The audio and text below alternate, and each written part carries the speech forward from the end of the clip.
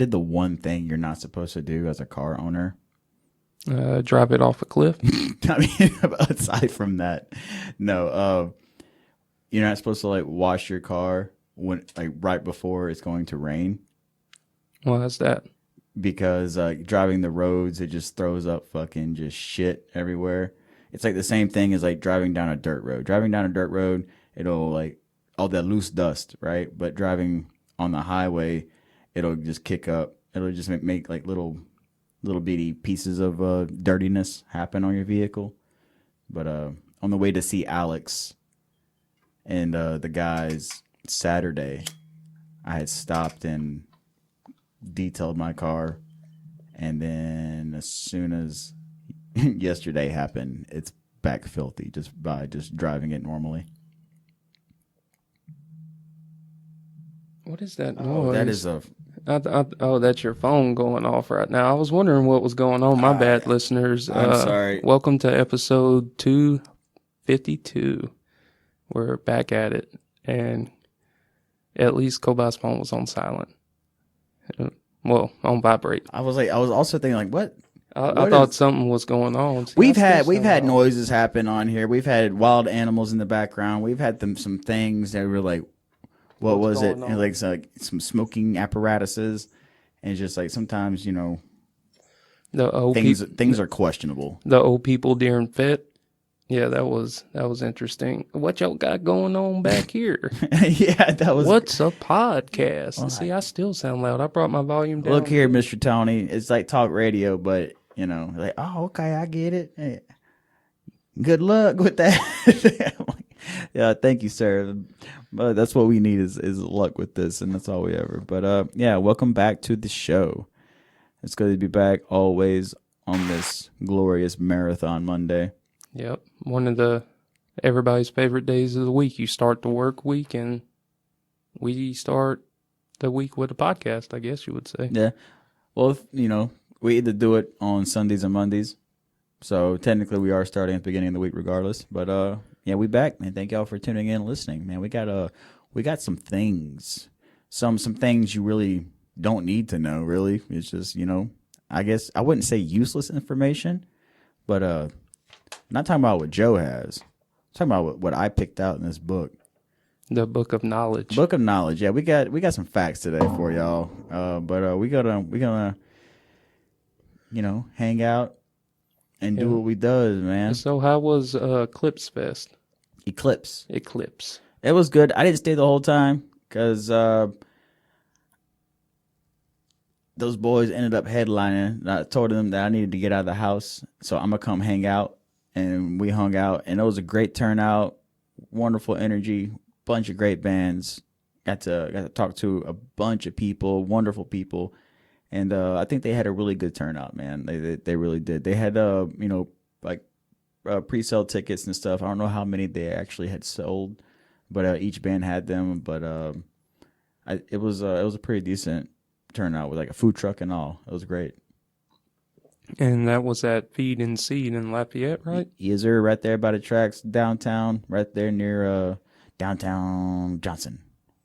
I seen here recently they host a lot of metal venues. Is it strictly a metal venue? Or No, not at all. No, they all types of music, man. But the last time I was there, which was like, I don't know, maybe like over 10 years ago, and maybe like 10 or 12 years, Within the Ruins had played there. It was a tech metal band. And I was like, man, so it's a nice place because like the inside is like nothing but hardwood and it's very warm.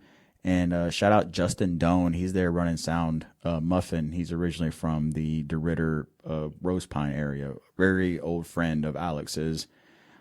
I call him I guess we're cool, like I'll call him a friend. We really wasn't that close, like a welcoming acquaintance, I guess you could say, to be honest. But yeah, he was there running sound. His band is Soul Giant, or was Soul Giant. I don't know if they still play. But anyway, it was nice to see some faces. I got to see some people I haven't seen in, like 10 years and stuff. And it's nice to get back out there and be active in a music scenery. Kind of hurts my soul a little bit, Hey, at least you got some networking done. I did talk about the podcast. Kudos to that. Shout out John Claude Segal. I love their band name, and they make great music. And hopefully one day we can get them on the show because they seem like some very nice guys. So, and if y'all are thinking about joining our podcast, we are here locally for you. The mic is open for everybody. Do it. If you like,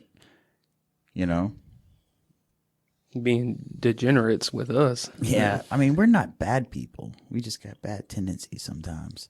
But yeah, we'd like to support, anything local, whether it's music, food related stuff, a small business.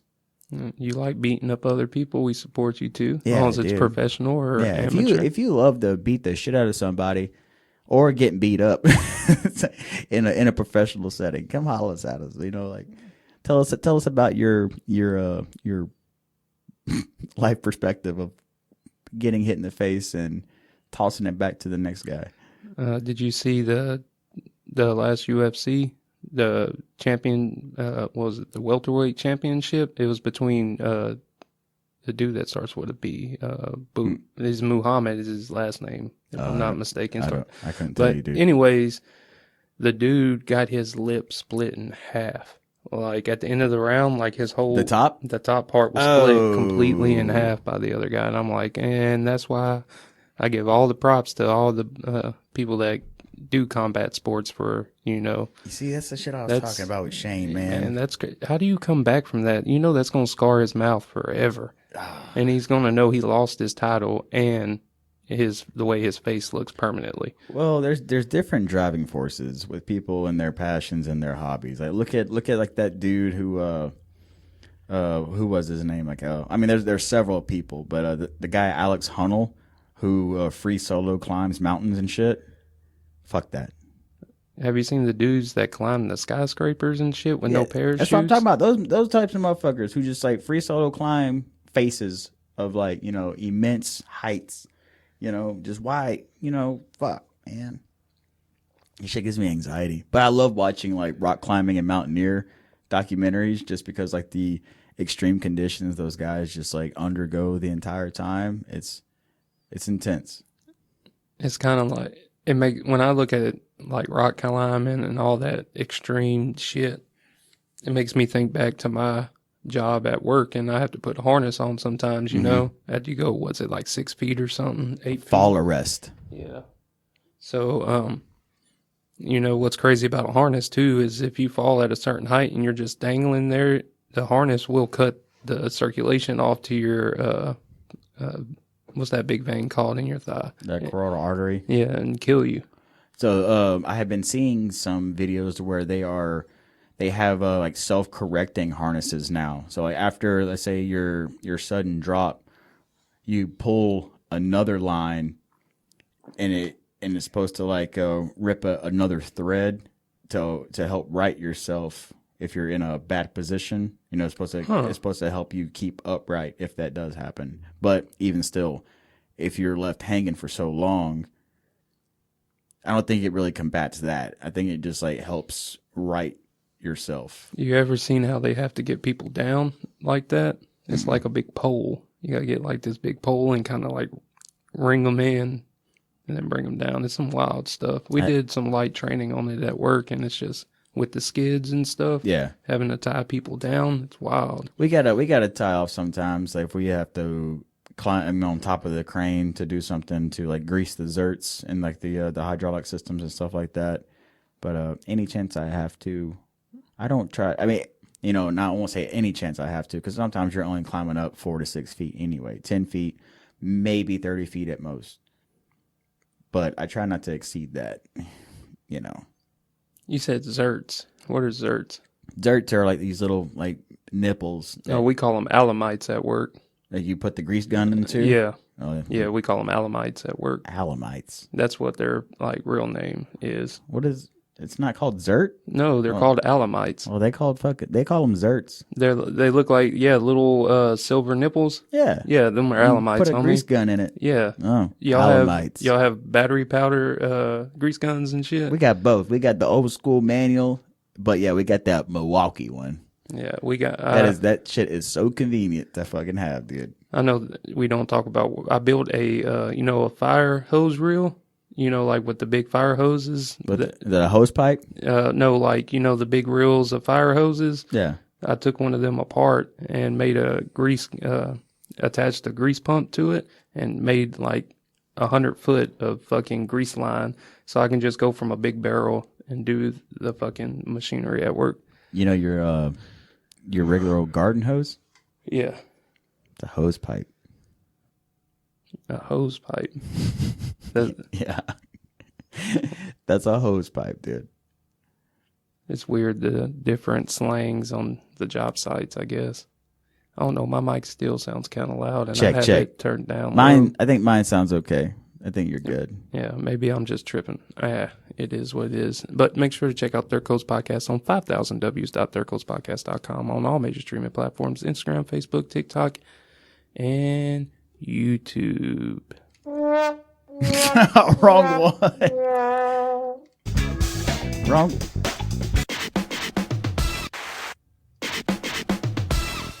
That's the one I was going for.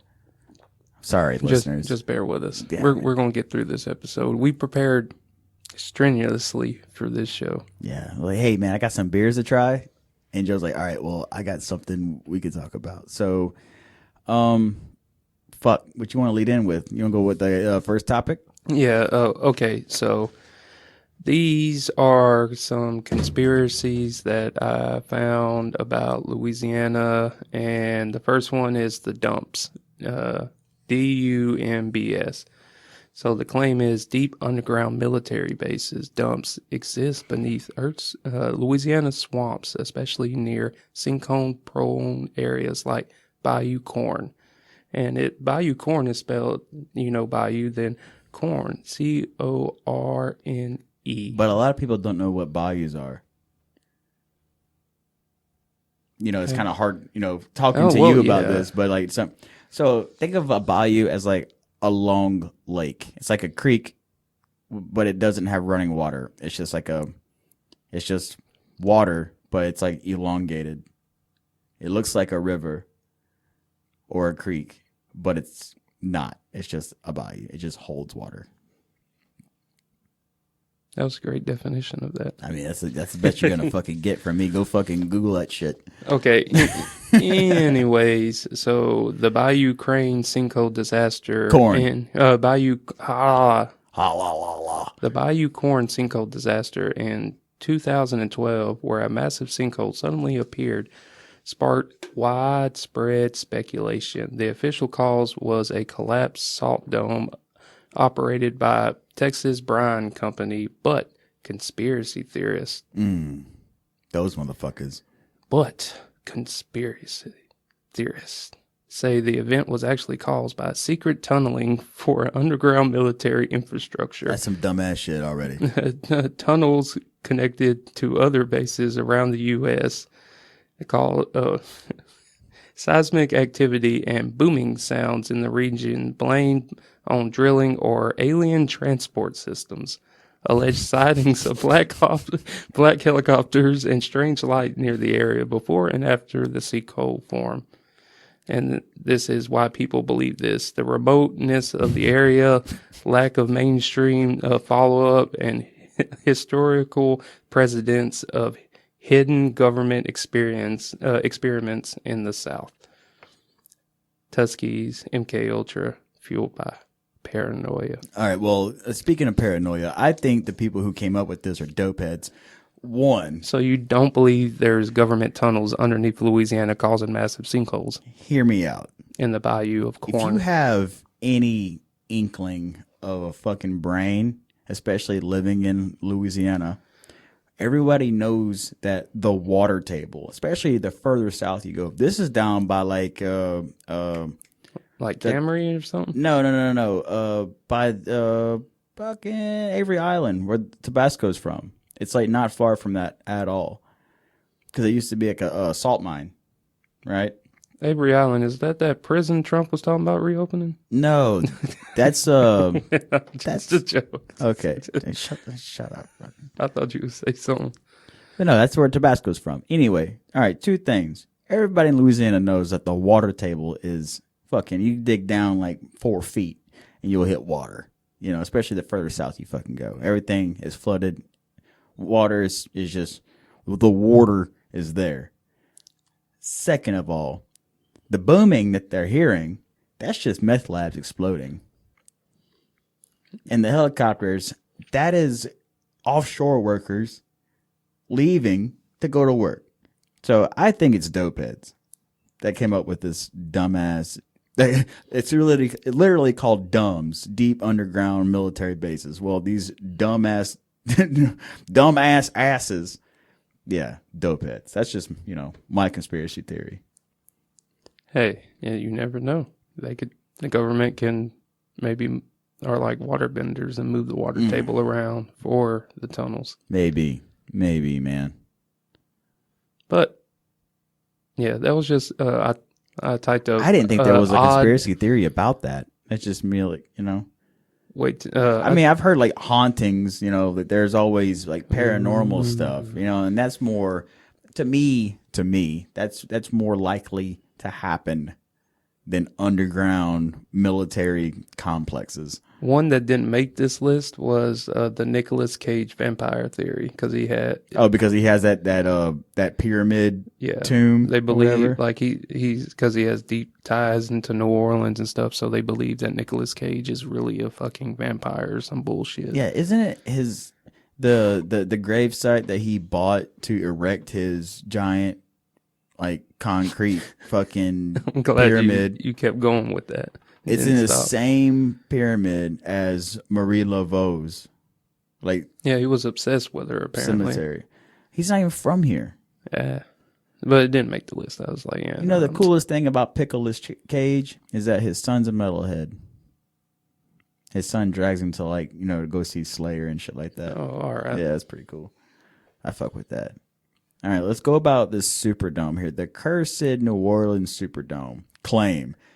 The Superdome it's still considered the Superdome, right? Even though it's rebranded. Yeah, so it was the Mercedes-Benz Superdome. So now it's Caesars. The Caesar Superdome, all shit right. like that. So they put the brand in front of the actual name of the building. All right. Well, the dome is cursed, right? Originally built on sacred burial grounds and haunted by restless spirits, resulting in decades of misfortune for the New Orleans Saints. Origin stories claim that the site was either an old graveyard, never officially confirmed, or part of an area unmarked slave graves. Before 2009, the Saints were infamous, for their bad luck. Of course, the Aints. Yeah, oh, he says right here, the Aints era. Where fans wore paper bags on their heads, and it's still legendary. Some fans blame a supernatural curse for the constant fumbles and missed kicks and bad draft picks. Events to feed this theory. Hurricane Katrina severely damaged the Superdome, leading to tragic scenes of suffering inside. Long losing streaks alongside this, despite talented rosters. The 2013 Super Bowl blackout hosted by the Superdome, seen by some supernatural protests. All right, so there's a twist to this. Even after the Saints' 2010 Super Bowl win, some say the curse was only partially lifted and lingers during crucial games, i.e. the 2018 NFC Championship, Brown Call versus the Rams. No, call, you motherfuckers. All right, well, never forget. Never forget. So there is a kind of sort of slight, you know, brought up the whole like Hurricane Katrina. So there's a conspiracy about the levee being breached and like resulting in the big flood of New Orleans. So there's a conspiracy there about that too, that was like a government job saying that the walls were intentionally breached, and which caused the massive flood. So I don't know, the way that New Orleans gets fucked in the NFL wouldn't surprise me that they try to destroy the city too. All right, so you're on board with this one? Oh, you know, just being a Saints fan my whole life, watching my dad sit in front of that TV every Sunday or Monday and just watch the Saints lose and always have that hope. Oh, it's all right, son. The Saints have already, they're 2-7. They have a chance if they win out the rest of the games. They have a chance to make it to the playoffs. I'm like, no, they don't. But the Saints does have histories of just like, why did that happen? Like the Miracle and the Minnesota Miracle, where this old dude was wide open, got with no time, 90 yards wide open downfield. An old dude missed. I everybody knows I'm not a big sports guy, but I was watching that time. Like, what are you doing out there? Did you throw the game? Is it bad luck? That was like the main thing that was said. That, he was paid to throw, because it was like clear as fucking day. He just was, not there. Missed the tackle. Dude caught the ball and ran as he just looked at him downfield. So, yeah, I'm on board with that one for sure. Now, there's like... Just want to cry? I don't know. With also New Orleans, people just harp on that supernaturalness anyway.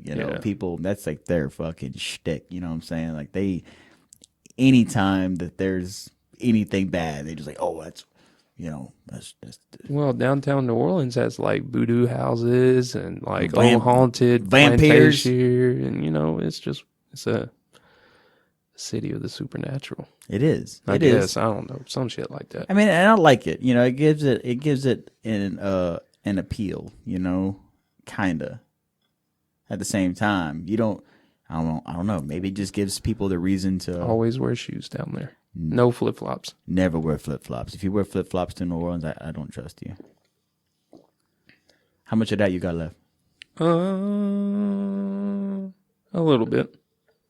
A little bit. You need to hurry up with that. Why do I gotta hurry up with so we can try a beer? I'm not gonna open up another one until... It's just one of those things, man. We're doing that right now.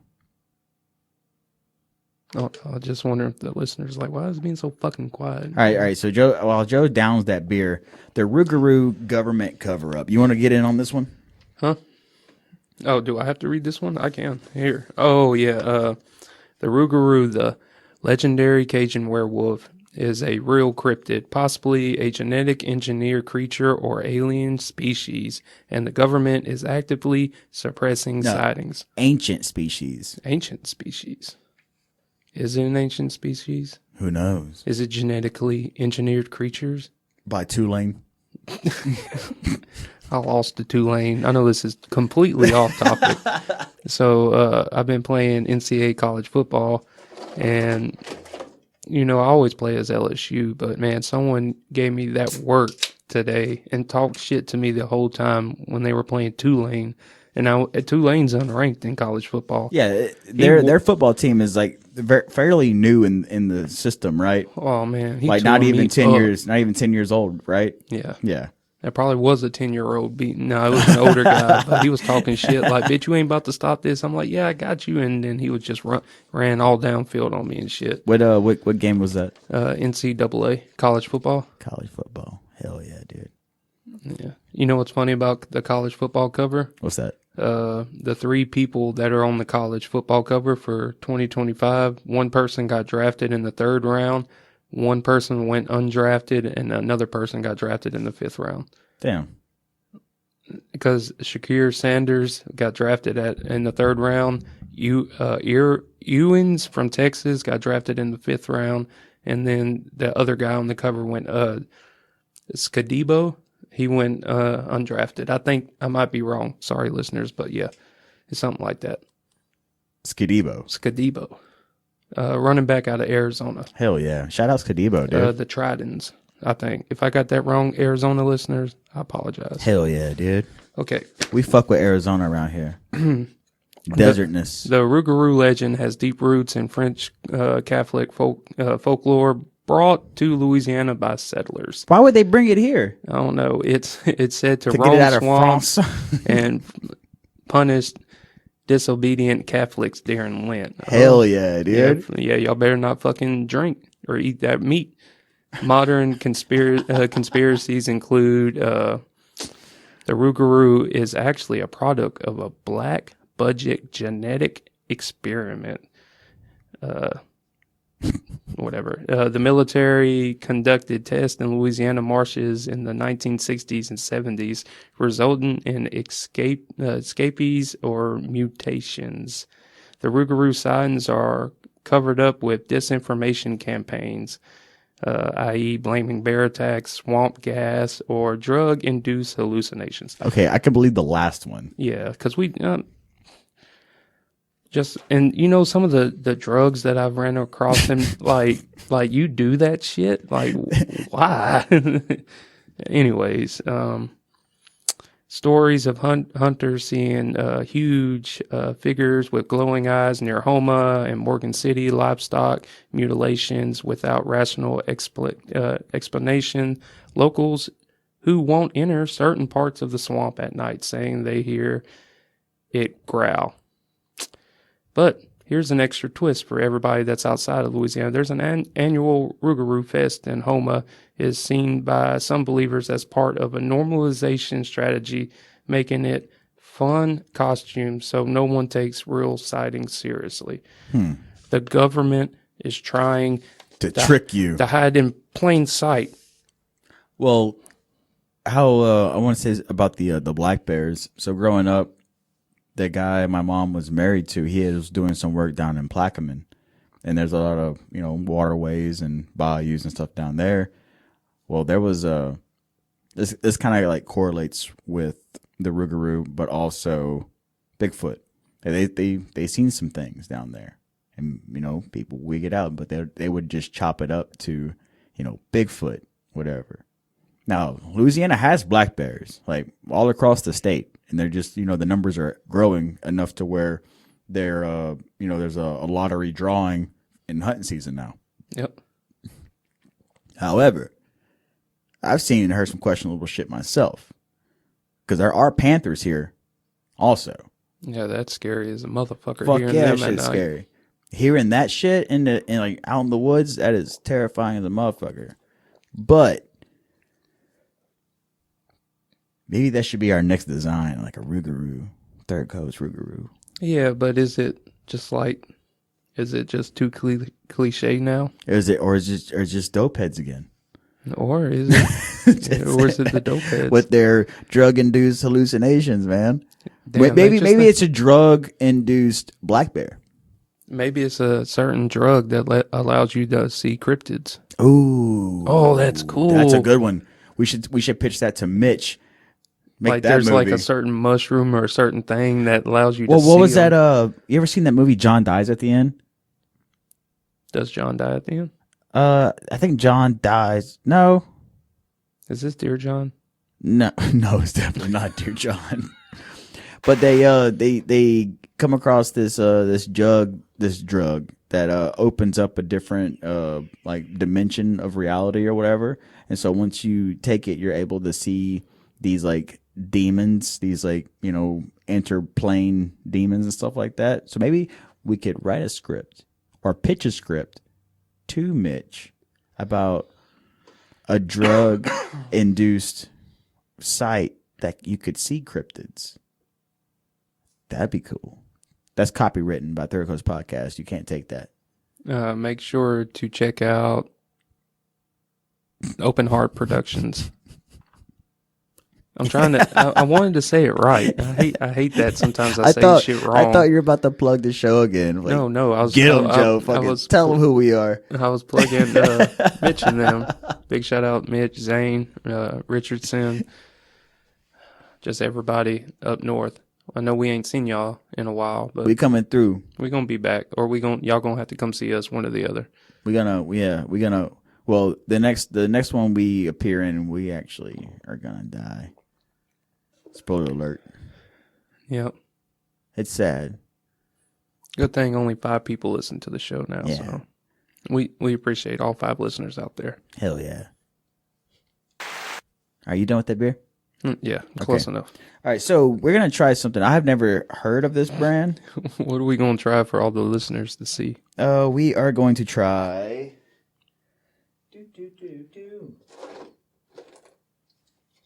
Y'all make sure to check out the website. We put a lot of effort and time into that, and it's got a lot of cool stuff. See the people that are a part of the show, look at the pictures, listen to the music. All the music on there has been hosted on the show throughout 252 episodes. After this one was done. All right. So this is by Two Pitchers Brewery. Huh? Two Pitchers Brewery out of San Carlos, California. And this is a beer made with cherries, elderberry, strawberry, and natural flavors. Where was this beer made out of? California? California. What are the odds? Our artist of the week hails from California. Hot dog. Look at that. Full circle. All right, so this is Nordic Jam by Two Pitchers Brewing. A lager with Nordic fruits. It is a 5.2 ABV, and it says "No Funny Biz" on it. I like the and each can has like their own like specific deal. That'd be a badass tattoo, really. All right, I've never seen a We Viking packed this stabbing. lager with cherries, elderberries, strawberries, all staples of a Viking's warrior diet, allegedly, to create downright delicious party in a can. Jam on, friends. Refreshing, tart, Nordic brew. It says Skull. So apparently Skull is cheers and hold on. Don't say nothing. Fuck. Okay, it smells good. I wonder if the listeners on just the audio, it's like, what the fuck are they doing? Are they just sitting there drinking beer? Dude, that's fucking nice, yeah? Kind of tarty? It is tarty. Yeah, it's like a... You can tell it's a lager, though. It's like I can taste the strawberries for sure. Definitely taste the strawberries. It'd be like a good pairing beer to like drink while you eat something. Yeah. You know what I'm saying? That's like that's a good steak beer. The like the Abita strawberry. I can't drink a whole 6-pack of that back to back, but like one super cold like this, it tastes fantastic. But it's like how certain like stouts are. And ales, they're good to pair with like savory foods. I call beers like this dessert beers. This is good. This tastes dessert. Well, Skull.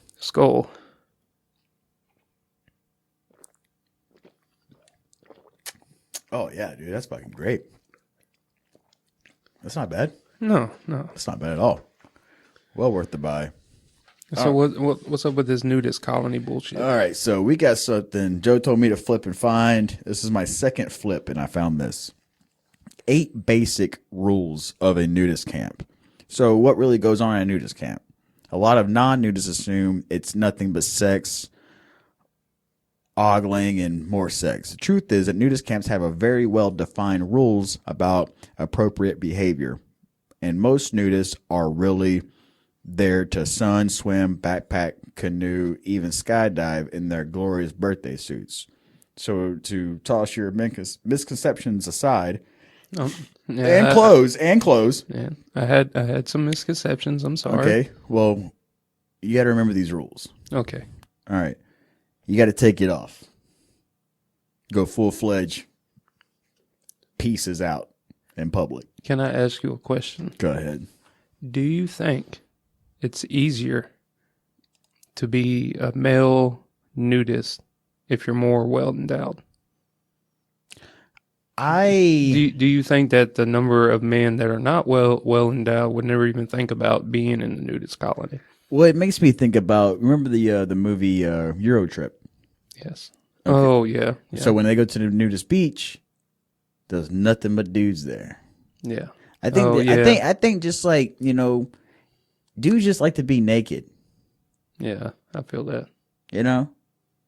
Dudes are like comfortable being naked. It's just girls are just sexualized because guys are just fucking animals, right? Pigs mainly. But maybe it is easier for a guy who is well endowed versus a guy not. Yeah. So I get that. But do you think that the Euro trip thing was just, it played on the idea of just the sexual perversions of men? Probably. Yeah. Oh yeah, most definitely. And thinking it's just a whole bunch of old horny men on the beach. Yeah. naked. For no I reason. think that is just a stigma that will never go away. There's guys are just pieces of shit in a sense. Well, let me double back and ask you another question. All right. Would you personally be comfortable in a nudist colony? As like a purely academic experience, sure. I feel like I would do it because you have to, well, we don't know yet because we're going to read the rules, but it's not a sexual perversion. It's like a natural state of being. Yeah. But I think to all these people, they just may be a little bit perverted. So if we have any nudists out there, I wonder if we do have any nudist listeners. I hope so. That would be cool. Y'all are dope. That'd be fantastic. Yeah, free. Let your fucking flag fly, dude. That's the shit, man. All right, so rule 1. Rule 1, I'm following. Take it off. The most general rule: clothed when practical, nude when appropriate. That means nudity may be optional while dining or at dance, but it may be required in certain designated areas, including the pool. So it's okay to wear clothes when appropriate. But the rule of thumb is, but it's okay to be nude the whole fucking time, apparently, right? That's what my takeaway is. If you're going there, it's okay to just you don't have to pack. But would you feel comfortable eating dinner in the nude? I don't know. I think I'd feel more comfortable eating naked than dancing naked for sure, because that thing will be fucking do, right? I was letting my wrist do the work. You know what I'm saying?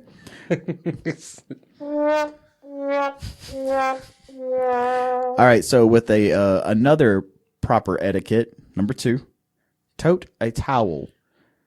Make that 2. So and this deems you to carry 1 towel to sit or lounge on and a second towel for drying off at the pool. And it's all about being polite and sanitary while we're at it. Remember to pack that sunscreen. Dude, can you imagine a sunburnt fucking hog, dude? Or sunburn huevos? Oh, goodness gracious. I sunburned within 5 minutes anyway. Well, I bet you they're into, what's that shit called? Perineum? No, is that what it's called? Oh, where you're fucking sun bleaching your asshole? Yeah, where you let the sun you get all the vitamins from the sun. Hell source. Yeah! I think we had that on a yeah, we talked about it years back. Yeah. We touched that. Yeah, sun bleaching your asshole is okay if you can just take the heat, baby. Fuck. Damn, this is we said you're on rule 1 or 2? That was number 2, bro. Damn, I already forgot it. Towels, right? Towels and take it off. 2 towels. 2 towels, take it off. Because, when 2 chains, 2 towels. When I think of a nudist colony or a nudist camp, right? It's rustic. You got cabins and you're gonna be sitting on fucking,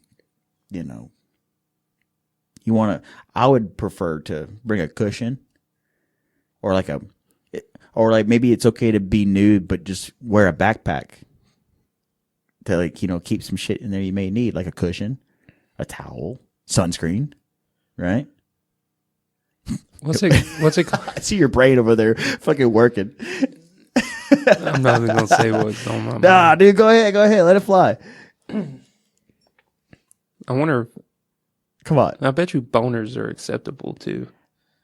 Or maybe it's not. Maybe boners is bad etiquette. I don't know. We're gonna find out. No. If it's not on the list, we're gonna fucking Google that. No. What about tucking? Tucking is suitable. All right. You remember in school you used to put the trapper keeper or something in front of you? Damn right, man. Fuck. You remember Miss Baez' class? You had Miss Baez, didn't you, in Oakdale? No, I didn't. You know what I'm talking about though, right? We're not supposed to be name dropping like that though. Man. Anyways, there was this teacher. My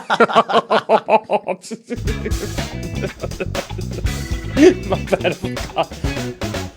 Oh shit. Anyways, that hasn't happened in a while. We may have to have an edit. Yeah. So. Anyways, there was this math teacher at one time, and just say that was. She was not. It was not hard. What's the old saying? It was not. She was easy on the eyes. Yeah. Oh, it was hard not to get hard, but boy, it was fucking stiff. All right. I heard stories. Anyway, we digress. All right, number 3. Don't gawk or stalk. Don't be a fucking creep, right? But that's why you wear these babies. Not to be creepy. But this is not a place to peep, pry, pick up, or be a paparazzo. Staring is considered a form of aggression. Damn. I mean, I get it, though. I mean, hey, be nice, right? That's why we're going over the rules. Everybody's thought about it. What goes on there? Not really necessarily going and being a part of it, but the idea has been brought up in conversation. And then it's cool to understand it, too. Yeah, like just, this is what we are pro nude, bro. Do you? Yeah, you do you. Release it. All right. Like releasing the Kraken. Number 4 is very understandable. Okay. No photos. No photos, no videography, film photography, none of that.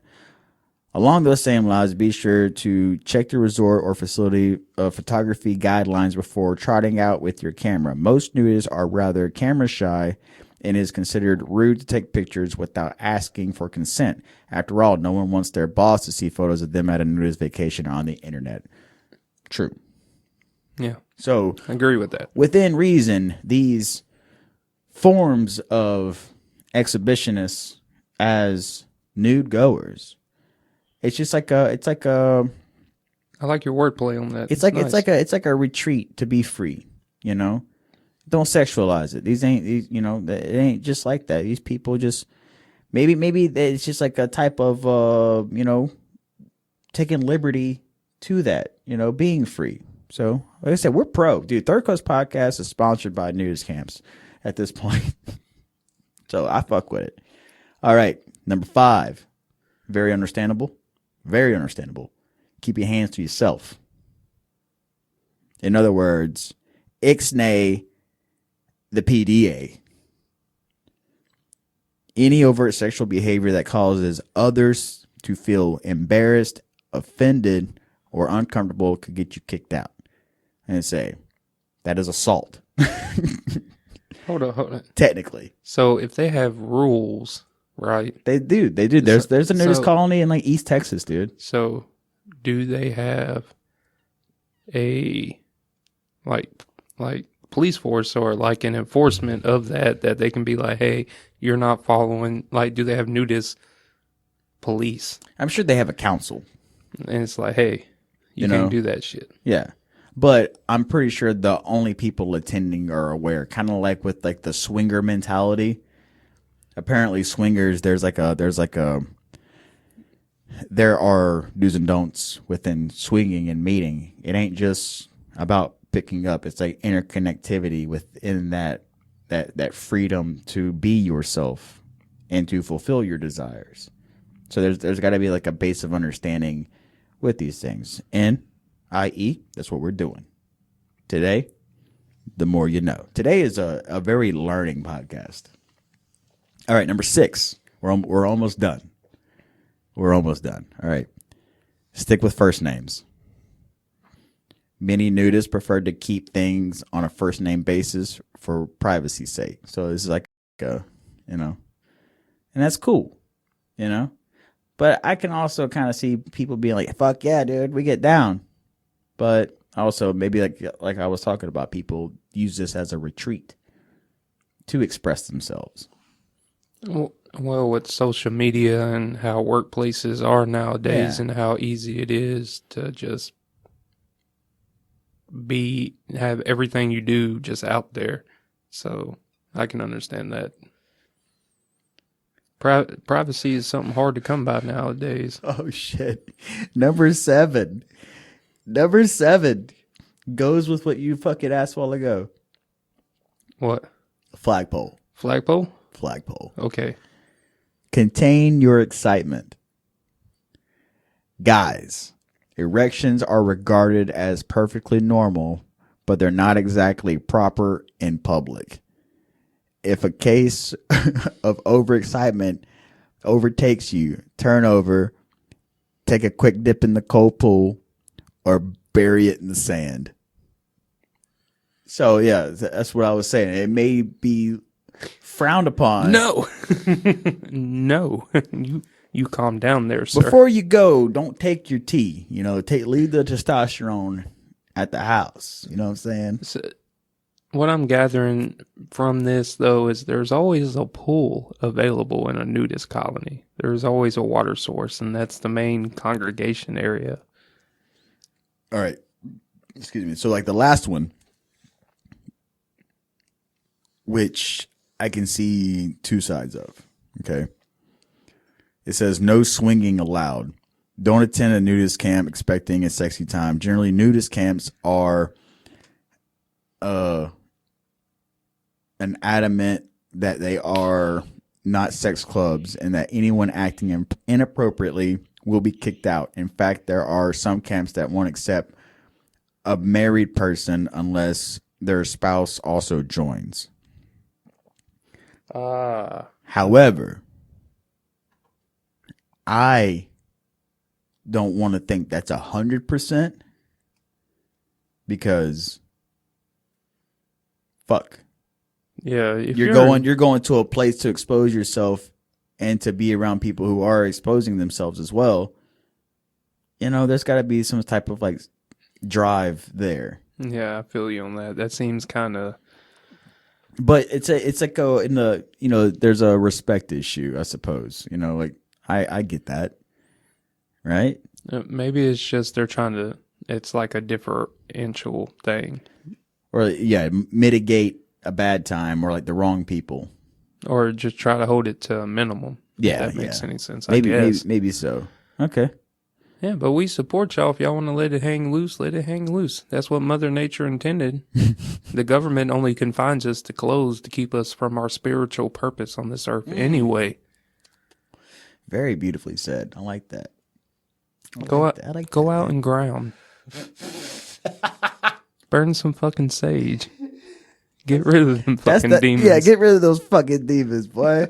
All right, so if you're eager to experience the nudist lifestyle in North America, you will find that there are more than 250 clubs and resorts where nude vacations are a possibility.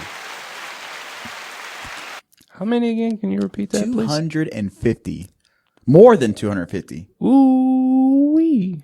That is a lot of meat exposed. not just male appendages. There's other types of meat. Anyway, I digress. Roast beef sandwich. 1 in 4 Americans, so roughly about 70 million people, have skinny dipped and or sunbathed in the nude. All right. Nude recreation isn't just for aging hippies. 23% of echo boomers who are born since 1979 and 18% of Xers, those born 1965 to 1978, are looking for a nude recreational experience. We're deep enough in the episode where I can reveal this. Okay, go ahead. And not many people listen this far anyway. Give me what you got, baby. Personal level, it's gonna be a little personal. Hard no, or a soft no. I would do it with my friend. Like I could go with you. Like me and you could go together, and I would do that. But I wouldn't necessarily do it by myself because, in the words of many men out there, I would feel perplexed because I am a grower, not a shower. So sometimes, and especially if it's cold or something, maybe that's why most of the nudist colonies are in like the hotter climates. Yeah, but hey, at least you show up. Yeah, for the ball game. Yeah, I'm gonna be there. Yeah, Joe gonna be present. But if I could be the most present, I got to dig a hole in the ground. Oh shit!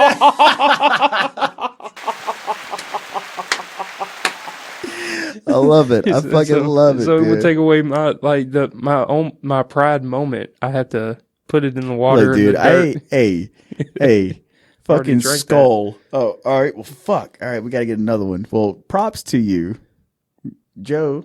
I was just being just a little honest with y'all out there. Joe got 2 big ass hearts. All right. Just know, one. Just one.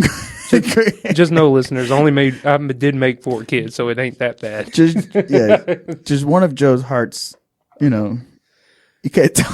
It's a big heart. Is this too? Was that too deep? Nah, dude. This is real. This is what we do. We're supposed to be ourselves. And Joe, you are unequivocally you, Bubba. Fuck yeah. Well, somebody's got to be me. Then why not be me? I don't want to. I'm not. The listeners unsubscribe. Look, I'm just. I don't even want to talk about it. I don't want to talk about it. Oh, go ahead. Let me sidetrack right quick. Give it in, dude. Come on. I know. And speaking of too, I hate. Before I even start this, the long videos, listeners, they take me a little bit of time, but it's just it's something about when you get over an hour. It's like the processing computer or whatever's like, it takes a fucking forever to upload. The last episode, it's not the upload that's bad. The upload was on it. I got the new internet, fiber, octave, whatever the fuck. It works good, but the processing for the videos over an hour, it's like as soon as it tips over an hour, it's like it just slows down. So the last one, it took 4 hours just to get it compressed, to get it to the editing. Yeah, but you don't want to, but that's like retaining this, like the quality. Oh yeah. Which, we prefer you guys to have, which is what, between 4K and 1080p, right? Yeah, it's 4K and everything below that. Yeah, exactly. Okay. It could be an 8K, but the way it processes is just too long. Yeah, I tried. Yeah, that seems like that would take for fucking ever. So I did try to process it in 8K one time. Dude, I don't even watch porn in 8K. Exactly. Like, the fuck? So I was like, I'm gonna process this in 8K, and when I did it, it was 3 hours into making the compressing the video. It was 3 hours in, and it was at 10%. So you do the math on that. So you need to get 90 more that accounts for like your computer and your internet provider as well, for like your bit rate, your upload and download. Well, it's the computing process of it. So I got you. 4K is where we're going to stay at, and then so you need a computer with more RAM. Do you know that what most people stream on, like internet quality? Pornhub. No, internet quality. Oh, 720. Huh? Yep, 720 and 1080p. Yeah, most of the porn I watch is on 720. 1080p is like that good. Most people streaming that because of the way the width band for the internet. Yeah. So that's why I was like, we just leave it at 4K. That's well, fine. Even still, like at home, and I have Starlink as a provider. If I'm watching anything on YouTube, I set my deal to like the highest quality, but it doesn't stay in 1080 all the time. It jumps to 720 just because of the buffering. Yeah. So, yeah. So for anybody out there that's doing content creation, this is a good topic y'all should listen to, because what's great about our show not the nudist colony part, this part. I mean, you can listen to that too. You can be a nudist entrepreneur or for those who are seeking out or a part of a nudist retreat, who may frequent it, who are interested in starting, let us know, or let me know. Fuck, I'm about it, dude. Purely academic, of course. I'm pretty sure we know somebody in the Boyd family that's a nudist. Oh yeah, or like they're like, yeah, dude, we're fucking down. Down to dangle, dude. I'm pretty sure his name is. No names. No names. Yeah. No names. We know who it is. We know who you are. You need to come on the show. We support you. Come talk about it. Be about it. On them say is he's like. If you come on the show naked, I'll do a podcast naked with you. He's 62 and he does like male naked model poses. Fuck yeah, dude. And hell yeah, like dude. in incredible shape at like 62. Oh, well, I don't want to get naked with a dude that's in better shape than me. Fuck. At 62 too? At 62. Fuck. Yeah, he has the shape of hold on. Let me read it. I don't want to get naked with the dude, period. Okay. But in the sense of the podcast, for academically speaking, if he comes on here and willing to do a show naked, I will fucking drop trowel and pop my top, dude. I second you on that. Hell yeah, man. If someone comes on the Third Coast podcast and they're a nudist and they want to do the podcast in the nude, I will sit here with the table in front of my crotch. Oh yeah. You can only see us, waist up anyway. So you get to see my shitty chest tattoo. We're gonna expose some breasts. Kobai actually has a really cool chest tattoo. It's all right. Don't you got like a duck? It's a duck wrestling a pretzel. It's like a moldy pretzel, but yeah. So, Nudist, if you want to see the moldy pretzel. I want to try that other beer before we get into Words of Wisdom and Artists of the Week. Well, we got one more. We got one more. All right, so the last thing, this is just like food for thought. A 2006 survey of, telecommuters revealed that 12% of males and 7% of females work from home in the nude.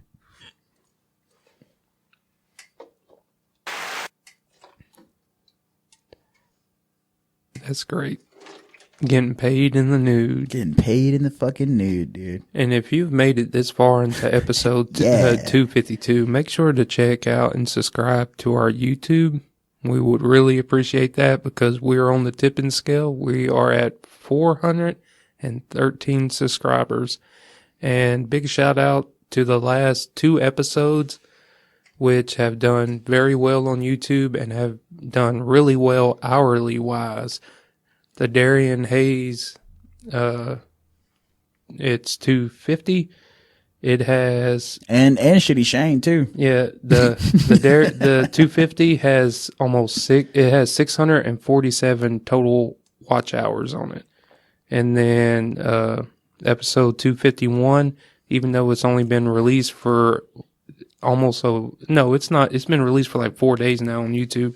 It has 179 total watch hours. That's incredible, dude. So thank y'all so much, for everything. That's big. That's the whole it's called retention rate. If I know the artists that have been on the show and people that have dabbled into the music podcast, whatever side of Spotify, YouTube, or whatever, your retention rate is one of the biggest things. And we're starting, our numbers are still, steady around anywhere between 1,000 and 2,000 and a little over 2,000. But the retention rate of people watching and listening to the show is big. That means that we are making interesting content. Allegedly. That everybody's listening to. And we appreciate y'all. It helps my retention rate? Amphetamines.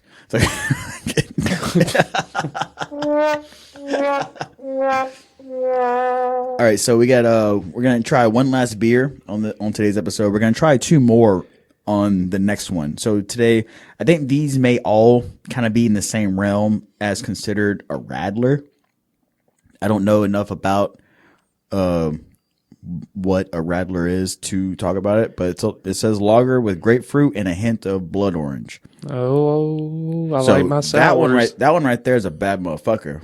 This looks like it might be delicious. A sour. This one, no, it would say if it's a sour. It says lager. So a blend of lager grapefruit juice and a hint of blood orange is pure sunshine in the can. Bask in the glow, friends. Prost. So when it says Prost, this is more of a dark lager German brew. I want to take a small minute fuck, that smells good. Y'all's time out there listening community to give a big shout out to my buddy Christopher Gray, who lives in Germany, and I've brought him up a few times, but he had, it's like friends, Yeah. I might message you. Me and you talk more than anybody else. Really. Joe and I talk to we're the only people we got to talk to. So, but you know how you have like them friends that you ain't seen in years. Yeah. And so he messaged me out the blue on Facebook asking how the family was doing, this, that, and the other, and the podcast and all that. And I met Gray when I was in the Army, and he was transitioning out the Army while I was transitioning to go overseas and stuff. And he gave me like some good insights, and he was a good friend for our, like 6 months together and stuff. We would drink, hang out, listening to old music like "Here Comes the Rooster" and shit like that.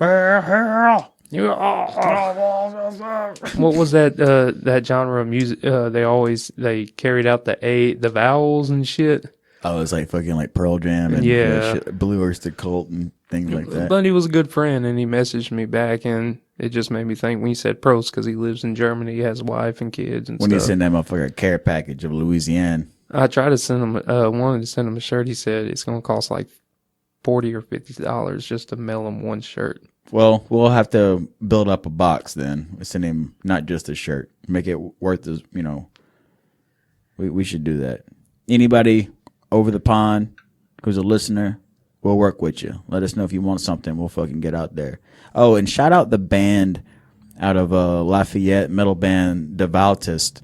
I fucking was kind of causé to the night, and I was harping on. I met the singer. I bought one of their shirts, and I was like, man, you guys got large. And he was like, no, man, like we're doing, we have a new print coming up, but the only thing we have left of this one is medium. Well, the new shirt that they have is like this fucking alligator with like this shit in his mouth or whatever. It looks fucking badass as fuck. And I told that motherfucker, I'm like, look, dude, I'm going to like befriend you on social media and in real life. I'm going to travel to get this motherfucking shirt. Just hold it down for me, but don't hold out on me. You know what I'm saying? I kind of threatened him a little bit, and I apologize, if you listen to this. But yeah, big shout out to Devoutist. I would like to have them on an interview one day. And also shout out Chesticle from Baton Rouge. Good music. What?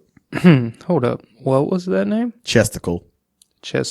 Yeah, it's fucking. Is there a metal band? Yeah, their band is as fun. The members are just as funny as the fucking band name. They're fucking great fucking guys, dude. Great. Had a wonderful time hanging out with them the other night. But let's get into this so we can get into some Prost. So Prost, yeah, we got this Rattler here. This one's called Rattler.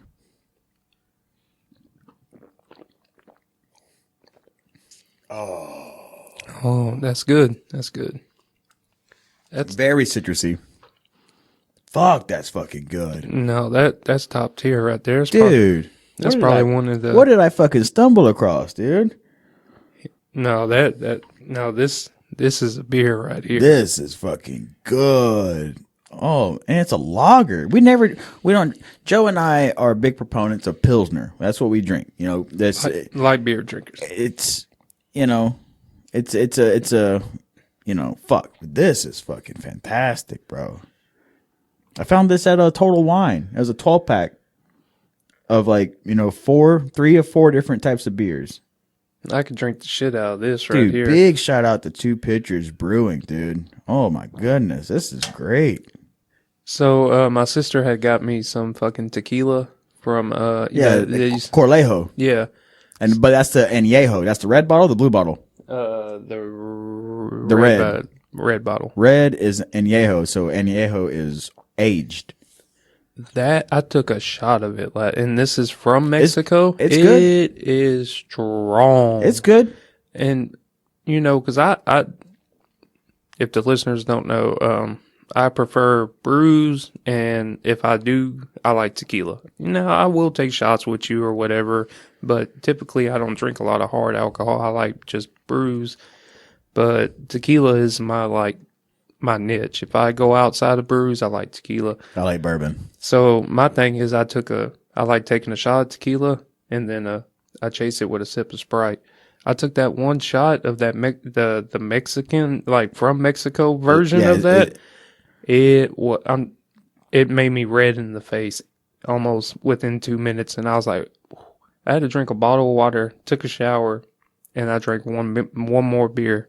last night, and I was like, I'm done. Yeah, shout out Dylan Scott. He's the one who actually put me on Corlejo. But we started with the blue bottle.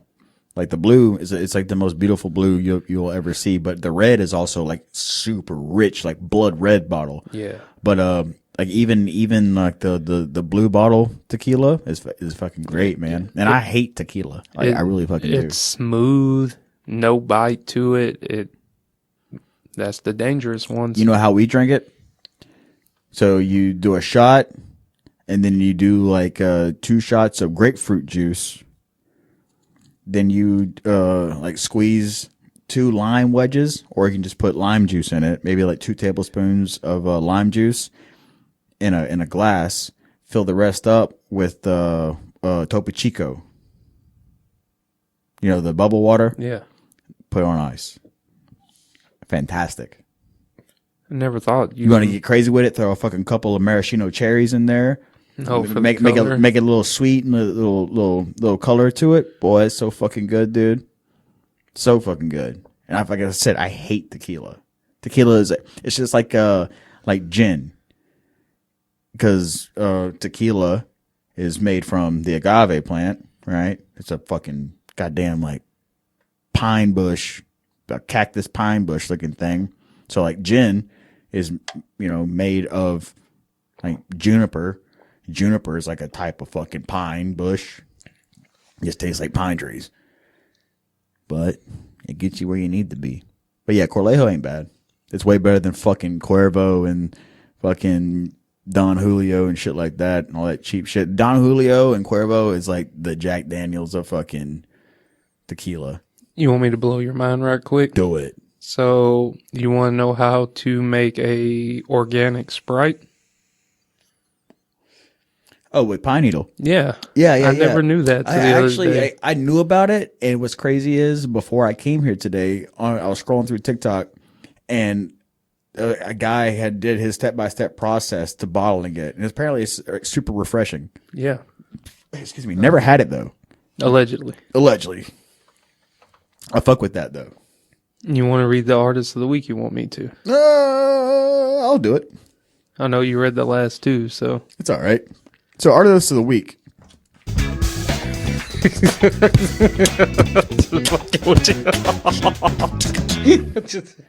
What did I do? God damn it! What did I do? Artist of the week. Was it me or you? What did you do? I pushed the button to throw you off, and apparently it worked wonderfully. Well, it's better than fucking last week. You scared the shit out of me, dude. Like, motherfucker. All right, so artist of the week is. Did they say the name fully, or is it just like the acronym? All right. Anyway, AOEC, also being all our energies combined, and I love that. That is fantastic. Was founded by Chanel Freak NM Jackson in 2023 when working on a homework assignment that would unite her with Brendan Zano, the producer, and lay the groundwork which would be inspired to her to bring forward all of the dreams that were never lost, only patiently waiting their day to be heard. Chanel's vocal journey, she has a great voice, by the way. Her vocal journey, where is it at? Began singing gospel songs with her grandmother in church and would lead to her first battle of the band experience in high school with a band called Fred. I like that. It's short to the point. Flash forward a couple of years and she would front the band 9 Away, followed by Drowning Virginia Air, where she would meet a talented bass player that helped her start AOEC and would be a part of bringing songs to life that had only existed in a demo state for many years, aiming to experience not only music, but the visual art behind it. And what song is it? This is, excuse me, listeners, This Is My Life. It's great. Listen, the whole, the production, the sound, the band, it jams. Yep. Not just saying that because they're letting us host it. Womp womp. But it's a good sound. If you have bad music, we will play it, but we won't be enthused about it. No, I'm just kidding. I'm kidding. We support everybody. If you have music, let us put it out there with you, man. Like we are in full support of any artist, indie, famous, shitty, great, doesn't matter. And she is based out of California too. Yeah. Yep.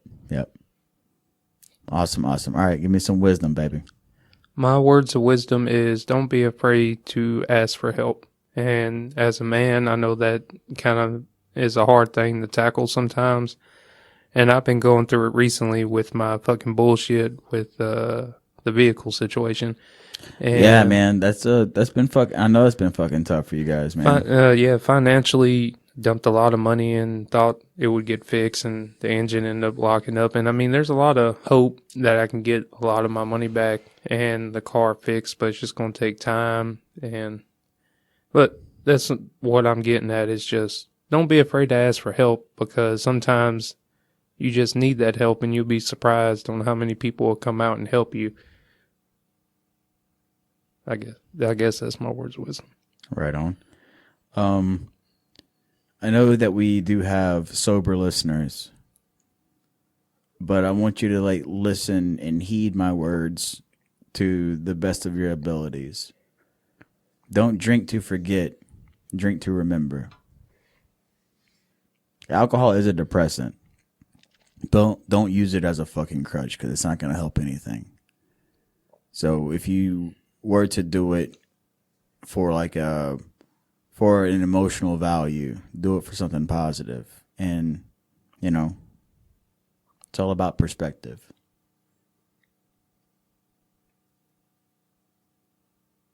Yup. And I know the listeners probably see us sitting down, drinking these beers. We've been drinking since day one on this fucking show. Yeah, this is our thing, and this is how we relax, and we talk some shit, and we drink some brews, and go back to We've gotten better about our shit talking. Yeah, our 12-hour long day work schedules and stuff. So, well, I just say that because I don't mean to cut you off, but I say that because with everybody that goes through something in life, they kind of lean on something to null the pain.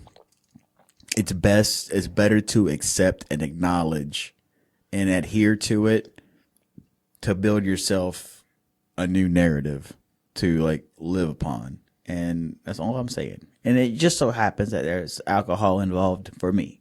There's been too many times in the past when you remember me in the 20s, boy, drank like a fucking fish, bro. But now, you have to, accept, but you also have to be responsible. There's nothing wrong with a couple of drinks if you're fucking sad, but you don't do that to cover up what's happening. You take those couple of drinks because, just to take that edge. Don't take that edge to round it off and then keep rounding it off because the more cuts you fucking make is less and less and less and less. You still have to have something still intact to build with. If you keep cutting that fucking board, you're going to have nothing to build with. That's all I'm saying. If you know, you know. If you don't, you'll learn. Because life is the best teacher of them all. And fucking up is, dude. Yeah, definitely. Goddamn. Hey, sometimes you got to fail to succeed. That's just how it works. And it sucks, but you got to fail to succeed. Yep. Because failure is the greatest teacher of them all. Yep. It really is. But then that's what makes you bigger and stronger, and then it gives you the courage to join the Nudist colony and fight Rugaroos in South Louisiana. We're pulling parts out, dude. We're in full support. Come holler at us. Episode 252. Man, we inching closer to 3-0. What are we gonna name this one? Let's Get Naked. I don't know. And then that's a whole story too. We be talking about titles and stuff, and like like there's so much, y'all. I wish the listeners could just see some of the shit we do, because it goes beyond. It's probably for the best, dude. It's probably for the betterment of society and our reputation. So, yeah. All right. Well, I'm Kobai, the Cobra himself, sitting with me. Oh. I think we got the gator here. What it do, Gators? Chomping at the motherfucking bit. I was going to do that, but that's a Florida Gator reference. Yeah, fuck Florida. I mean, don't say that. Or Hernandez to come from the grave. Nah. We fuck with Florida. Sorry. They got swamp and bayou shit too. They just another type of crazy. But yeah, we fuck with Florida. Anyway, we love y'all. Thank y'all again. All the listens and all the views. We see it, and we couldn't ask for anything more. And this is AOEC with This Is My Life. Fuck yeah. Love y'all.